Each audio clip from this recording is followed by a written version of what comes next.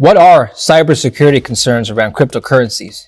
Is Bitcoin a safe asset to invest in? What happens if you lose your wallet? Diogo Monica, founder and president of Anchorage, is here to address all this and more. Diogo, it's your first time on Kitco. I'm very excited to speak with you. Welcome to the show. Thank you for having me. Okay. First of all, let's talk about Anchorage and what your company is about. Can you give us an introduction? Anchorage is the premier digital asset platform. We allow institutions to build products in crypto. So we provide both the services and the infrastructure that companies need to lend, borrow, trade, custody, and in general participate in blockchain activities. Okay. And what was the impetus behind founding and co-founding Anchorage? I said, you told me offline you founded the company 3 years ago. So what was the inspiration behind that move? Yeah, it's a fun story, and it comes from what you started with, which is, turns out that private keys, and specifically Bitcoin, is very hard to protect. And so Anchorage was started because there were people in the industry that were reaching out to myself and my co-founder for help. Why did they need help? They needed help because they had lost a passphrase to, in that particular case, a $1.5 million Bitcoin wallet. And they were offering me 20% if I could break into it.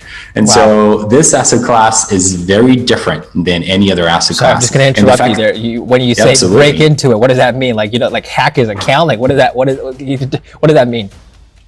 Well, it means that they had lost the passphrase to the wallet itself, and they were looking for help to break into the wallet. And these are institutional investors. They have LPs' money. It's not their own money. And so you can imagine the next question is, okay, but what are you doing with the rest of the $90 million that you fundraised from your LPs? And obviously the answers were terrible. And so Bitcoin is a better instrument. Think about it as, a gold bar. If you lose your gold bar, there's no recovery. There's no one for you to ask it back. You lost it, you lost it. Bitcoin, in a way, in a very simplistic way, can be thought of as a very long password that you have to have in safekeep. And as you and I know, people are terrible at remembering their password. And so a lot of people have actually lost access to their Bitcoin, especially people that have Bitcoin from the early days when it wasn't very valuable, and then ended up finding out that Bitcoin was now worth 1,000 times more, and they did not remember how to access it anymore. So your company is kind of like a crypto locksmith. If I get locked out of my home, I'd call a locksmith, hey, open the door for me. Hey, I got locked out of my wallet. Diogo, can you help me out? Is that a good way to describe it? In fact, we do the opposite. We prevent institutions from losing the keys in the first place. I understand. You should never be in a situation where you lost your key and you're locked out of your house. And you can't. If you are a large institution like the clients of Anchorage are, we have big crypto funds, we have big VC firms like Andreessen Horowitz, we have clients like Visa. Just yesterday, we announced a partnership with Visa that allows any neobank or bank to integrate with crypto APIs and be able to offer crypto to their consumers. So that's what we do. We provide safe, regulated platform for institutions to build their products on. Okay. All right. Let's talk about that in regulation in just a bit. But going back to the keys now, I'd like to address this issue. I think it's more common than you might think. I have a friend at work. I'm not going to name him, but he knows who he is. He's probably watching now. And what he did with his crypto key is he wrote it on a piece of paper, he printed it out, and he put that in several different bank vaults. And he said, look, if I lose one, I can go to another bank vault to retrieve it. Is that something you would suggest doing? How can people protect their keys? I think it is a combination of factors. One of them is have a hardware wallet. There are hardware wallets that consumers can use to actually store their Bitcoin and do exactly that. Store a safety backup seed in paper, or better yet, in metal in a safe deposit box, either at a bank or at home. But as you can see, this is an individual solution. Institutions cannot rely on such solutions like having a paper written down manually and stored in the bank. Especially because if anyone is able to read that paper, they're able to steal your cryptocurrencies. And so the mechanisms that you need to store $10,000 of Bitcoin are fundamentally different than what you need to store hundreds of millions or billions of dollars in Bitcoin. And that's why our technology is so special, because we have done something that has very high safety guarantees, but still is accessible for institutions to use on a day-to-day basis. Okay, so what happens if you don't remember your password, if you can't access it? Like, you hear stories all the time. Stephen Thomas made headlines. He was an early adopter, and he has an estimated $300 million worth in Bitcoin. He has 2 attempts left before he gets locked out. What's his next step? I think the good news for Stefan is the fact that he has hundreds of millions of dollars of Bitcoin, and therefore people are willing to spend quite a bit of time trying to break into it. And so if he offered 10%, say 15%, maybe even 5% to security experts, I'm sure that somebody will be able to come up with a way of recovering the private key, either through side channel attacks or some bug in the hardware, and find the key for him. I think the problem are people that have a lot less than that, and therefore it is not worth it for somebody to spend endless hours trying to break into the wallet itself. But he should have protected that differently from the beginning, right? Absolutely. I think he should have had backup for the PIN that he had for the hardware wallet.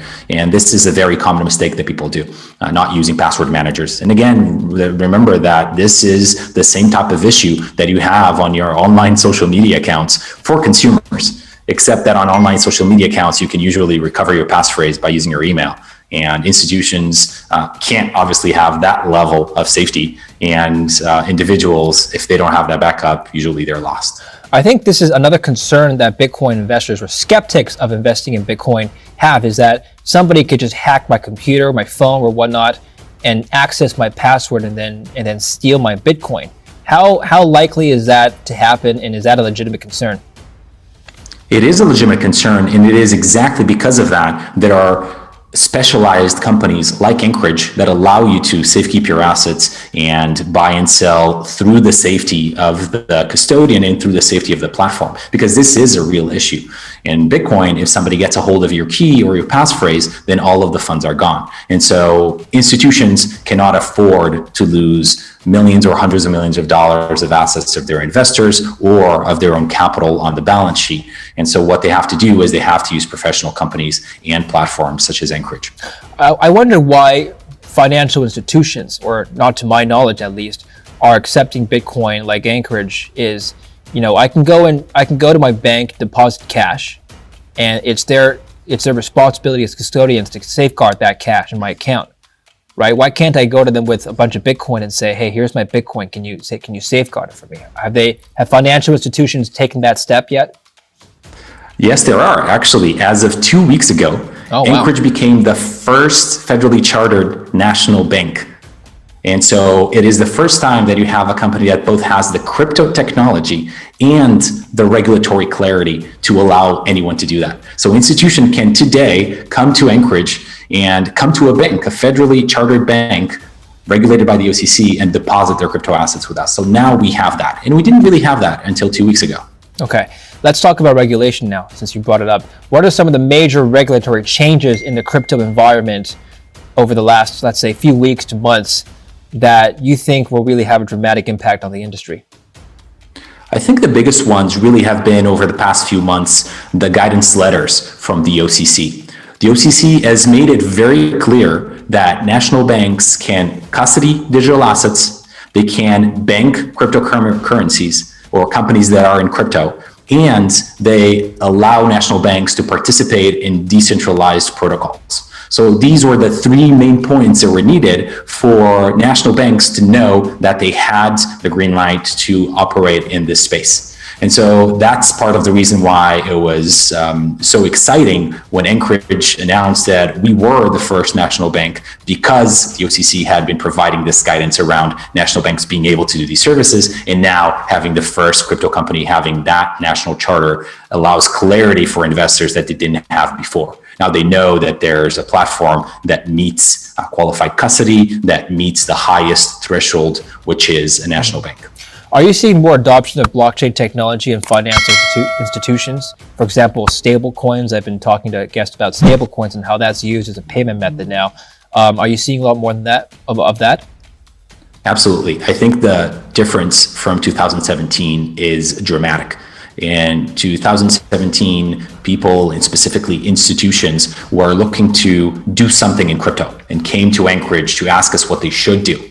In 2020, companies were coming to us with very specific products and services that they wanted to offer, that they wanted to build. And so we have seen a dramatic resurgence of interest. And in fact, all of these neobanks and challenger banks are coming to Anchorage because in 2020, it became obvious through Square and PayPal that providing crypto to your consumers is no longer, alongside equities, it is no longer an if, it's a when. It is a requirement. Millennials have this affinity for cryptocurrencies. They want it from their banks. And so all of the neobanks and all the challenger banks and bulge bracket banks now are talking to Anchorage so that we can actually help them provide these services for their consumers.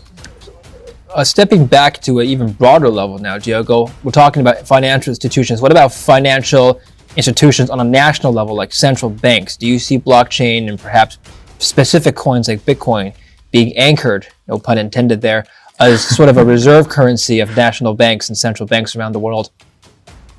Yes, I think that is inevitable. What we're seeing, though, is the beginning of the path to doing that. And there's a couple of things that are pretty interesting to note. Number one is the DM cryptocurrency, the rebranding of Libra. There are some very heavy hitters involved in the project, Anchorage included. We were one of the original founding partners of Libra back then, DM now. And that is a project that is coming in 2021 and is a project that is very ambitious, whose goal is to bank the unbanked and the underbanked. So that is the first step in having a stable asset that is massively distributed. There's also decentralized currencies like USDC that are on decentralized platforms. And so these are stable currencies that have allowed people to just have a wallet with US dollar equivalent. And so I think the next steps are going to be to have the same type of assets, but issued by central banks. And we've seen that China has started pilots and actually seem to have a digital version of their currency already up and running in production. All of the other countries are going to follow suit. There are still several established financial and government officials who oppose that idea. Janet Yellen, for example, who was previous Fed chair and now US Treasury Secretary, she is very vocal about her concerns about Bitcoin as being a reserve currency. In fact, she has stated that because of cybersecurity risks, because of its volatility, it's inherently unstable as a source of wealth, storage of value, and therefore should be rejected as a reserve currency in any form. If you were speaking with her right now, what would you say? How would you respond to that?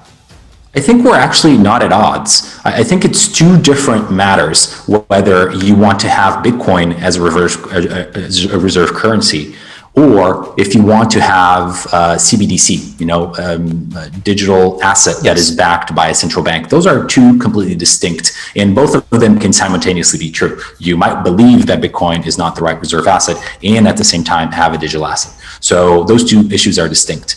And in terms of Bitcoin, what I've seen from her is statements around how exciting blockchain is and how exciting these new assets are, and requests that there is focus on making sure that there's legitimate uses for this and that there are regulated entities that are participating in the space. Mm-hmm. And so that's actually what Anchorage is doing. I mean, again, 2 weeks ago, we became the first crypto national bank. These are the stepping stones that we actually need to legitimize this space, to legitimize Bitcoin. And the other side is we're seeing progressively publicly traded companies in the United States, including MicroStrategy and Square, announcing that they're putting a percentage of their treasuries, their balance sheet, into Bitcoin with the explicit goal of doing capital preservation. And it's not going to end with both of those entities. We're seeing so many publicly traded companies come to Anchorage to help them do the same. And so it is a groundswell of movement that I don't think it's going to stop anytime soon. Mm-hmm. What was the impetus, do you think, behind the central bank digital currency movement? It's not just one bank, it's several. ECB, Chinese central bank, they've all indicated interest or have at least experimented already. I'm just trying to understand what the motivation is to start a CBDC on a national and international level. And also, how is that different from, let's say, just fiat cash? I think the primary difference is that it's a lot easier to innovate around a set of APIs or a set of decentralized APIs. And so if you are an entrepreneur, a founder of a company, and you want to create a new product, if you have available code and APIs that allow you to integrate directly with the financial system, Bitcoin being the perfect example of that. It is completely permissionless. Nobody needs authorization to build a product on Bitcoin or a service on Bitcoin. That is the advantage here. It is the true innovation that is enabled when you lower the barriers of entry. And so imagine that the central banks want, and after COVID and after the sending of checks to American citizens, it became immediately obvious that would be really good for central banks to have a direct relationship with each American consumer. That would be something that would be aided by this technology and would be aided by just simply having a wallet on each person's phone installed that would be capable of receiving digital asset. So those are the things that could be built. Why isn't the Federal Reserve in the US indicating a CBDC for the US? I think we're in the early stages. I don't think we're also seeing, a complete aversion to the idea. I think we're seeing what's actually happening in the space, what the private companies are doing, allowing the space to catch up, allowing banks to come into the space and offer services, allowing more track record of the companies that are in the space, allowing to see which technology is going to win out. If you look out there right now in the industry, there's dozens, if not hundreds of blockchains that all of them are legitimate and all of them have different purposes. And so I think there's a little bit of a wait and see strategy here, but we've also already seen quite a bit of interest. And I think in private, they're most definitely having conversations around this topic. Okay. Any thoughts about the Bitcoin price or the movement we've seen in the last few weeks? The run up to 40,000 and now it's kind of hit a resistance level around the 40,000 mark. Was that move surprising for you, first of all? I think that is the best thing for Bitcoin price is not if it's going up or down, it's for it to be right. It is for institutions to have the liquidity and the price discovery capability to ensure that we have a safe market for institutions to participate. So over the long run, I think it's going to go up. I think it is a digital store of value. I think people are recognizing the narrative of digital gold that is becoming the de facto standard for what Bitcoin means to a lot of people. And so I think over the long run, it will definitely increase. But the volatility for some people is a good thing, for some people is a bad thing, and it's definitely there. Let's talk about Bitcoin as digital gold, and we'll wrap up there. It's interesting. I've been reading the comments in some of our gold videos, and people are like, "Gold? What is that? Is that a physical form of Bitcoin?" I think people are humorous that way. But can you elaborate on the similarities here? Why are people saying that, you think? I think the primary view on this is that gold is a scarce asset, right? History has shown that has been limited in supply, even though there's obviously a little bit of inflation in gold that is found. There's a limited amount of gold in the world. And there might be more gold than asteroids. A lot of people also talk about that. But in the world right now on Earth, there's a limited amount of gold that is waiting to be mined. I think the scarcity of Bitcoin is equivalent, except that it's actually better because we know they will never be issued more than 21 million Bitcoin total. And so if you believe in deflationary asset that only increases in value because of its inherent scarcity, and if you believe in this narrative that that asset has properties of storage of value, and you recognize that Bitcoin is a digital asset, and therefore you can move $100 million, and you don't actually have to carry $100 million worth of bars of gold, then all of a sudden you start recognizing that if it does have the deflationary aspect and it's actually better for transfer, it's better for lots of other purposes, then all of a sudden you realize that, oh wow, it might actually be a better gold. And so that's part of the reason why people are excited, because it has better properties than what gold does, and has one of the inherent properties of gold, which is the deflationary asset. And finally, how would you respond to the argument that, well, gold has some industrial properties as well, whereas Bitcoin has no utility besides just speculation? How would you respond to that? I would say that the majority of the value of gold is speculation. We know that the industrial value is actually probably less than a fifth of what the gold value is. And what gold is effectively an asset class that people run to when they're afraid of inflation. And so it is an inflationary hedge. And Bitcoin is also an inflationary hedge. People look at gold as an uncorrelated asset to their normal assets. And Bitcoin is proven to be a decorrelated asset or uncorrelated asset to the normal assets. So all those characteristics that people look for in gold primarily are also present in Bitcoin.